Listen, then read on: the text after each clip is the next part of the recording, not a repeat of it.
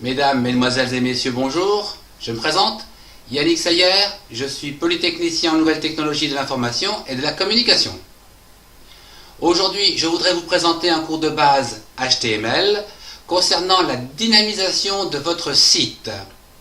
Comme vous le savez, HTML est par définition un langage dit statique, c'est-à-dire qu'il ne permet d'afficher que des pages web qui sont à la base de tous les sites internet. Pour dynamiser votre site, vous avez différentes solutions. Nous avons ici, dans le premier exemple, des saisies dites réactives, telles que par exemple des conversions euros en francs, ou de calories en watts, etc. Vous avez des bandes annonces qui vous permettent donc d'afficher quelque chose qui bouge sur votre écran. Et enfin, au niveau des langages, vous pouvez avoir le JavaScript ou le PHP, etc. Dans ce premier exemple, je vous propose de transformer des euros en livres sterling, ce qui donne une certaine dynamisation puisque on entre une information ici et nous avons une réaction l'autre côté. Donc c'est réactif. Pour y parvenir, nous allons utiliser donc forme, la balise forme début, la balise forme fin, de façon à pouvoir y mettre des inputs, c'est-à-dire des entrées. Le premier texte ici, euro, voilà, et à l'intérieur, donc pour euro, l'entrée input, type égale entrecôte texte, son nom, name, égale entrecôte euro. Donc quand on l'appellera, ultérieurement, on écrira un grand E, ici, URO. C'est son nom, pour le retrouver. OnKeyUp, c'est à chaque fois qu'on va saisir quelque chose, il va se passer quelque chose. Voilà donc la partie réactive du programme. C'est égal à this, c'est-à-dire ceci. Point forme, c'est-à-dire le formulaire. Point livre, donc ce sont les livres qui sont ici. Point value, donc c'est la valeur, égale this, donc ceci, la valeur de ceci, multiplié par 0,88. 0,88 étant le coefficient de change.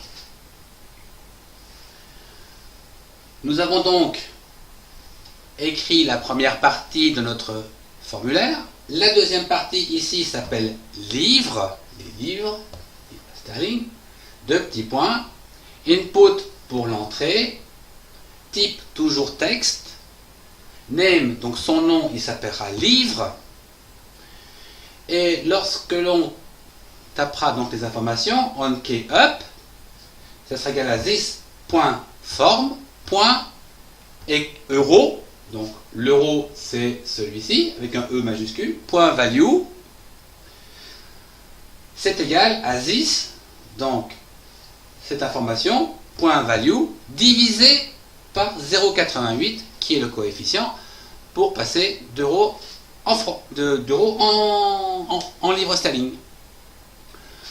Voilà donc le petit programme à écrire qui va donc vous permettre de convertir des euros en livres, que vous écriviez les euros en premier ou les livres après, ou les livres en premier ou les euros après, ça n'a aucune espèce d'importance. Dès que vous tapez un chiffre dans un ou l'autre, il y a automatiquement conversion. C'est automatique.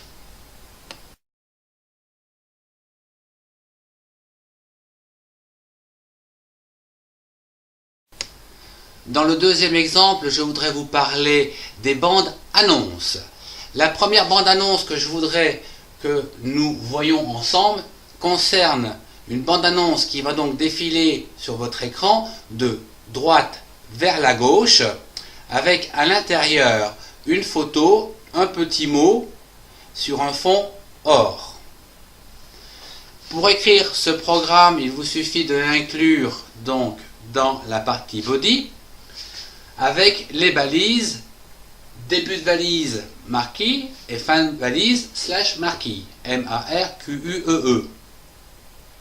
À l'intérieur, nous allons donc marquer des caractéristiques pour l'affichage, telles que bgcolor est égal gold, puisque je le veux sur un fond or, donc arrière-plan or.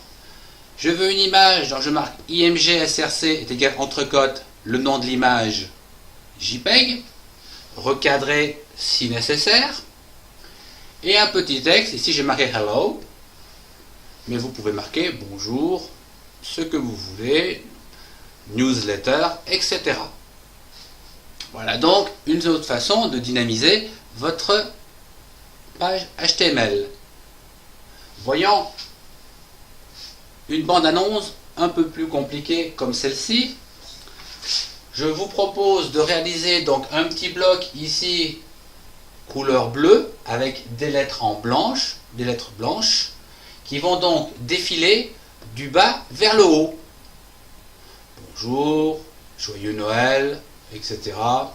Quelque chose qui défile donc du bas vers le haut.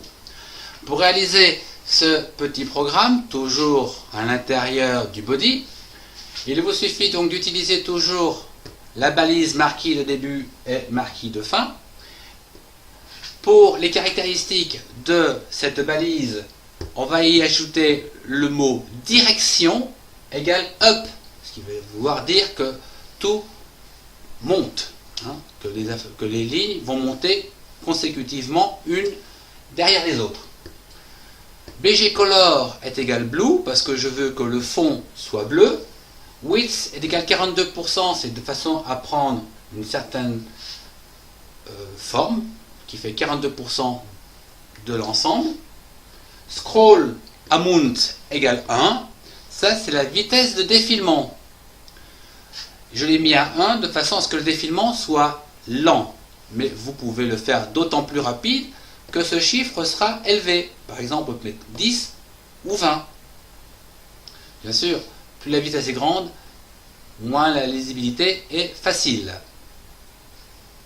À l'intérieur, nous allons donc y découvrir le texte à afficher. Le texte, je le veux en couleur blanche, donc automatiquement j'ai un fond color égale white, entrecôte, et je veux que les lettres soient assez grandes, donc je prends un size égale 1, et fin fond. À l'intérieur, donc, je vais marquer mes lignes consécutives que je veux voir défiler, séparées par la balise BR. Et vous obtiendrez ainsi un défilement de lignes sur vos pages HTML, donc une certaine façon de dynamiser vos sites.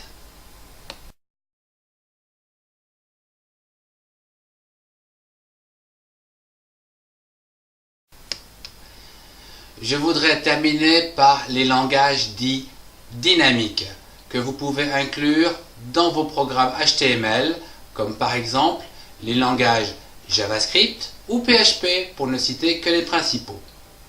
Dans ce troisième exemple, je vous propose un petit programme de JavaScript afin de voir la réactivité du programme que vous pouvez gérer à l'intérieur. Ici, vous pouvez gérer ce que vous voulez. Par exemple, si vous voulez afficher la valeur d'un compteur au fur et à mesure du temps, vous pouvez le faire. Ce programme, donc JavaScript, peut être inclus entre les balises body et fin body, mais vous pouvez aussi avoir un fichier externe de JavaScript dont le nom du programme se terminera par l'extension JS, comme par exemple mon programme JavaScript.js. Revenons sur ce petit programme de JavaScript. La balise de départ, c'est script, et la balise de fin, c'est /script. La balise de départ, script, contient les informations du type, à savoir, entrecôte, c'est un texte JavaScript, on ferme les côtes et on ferme la balise.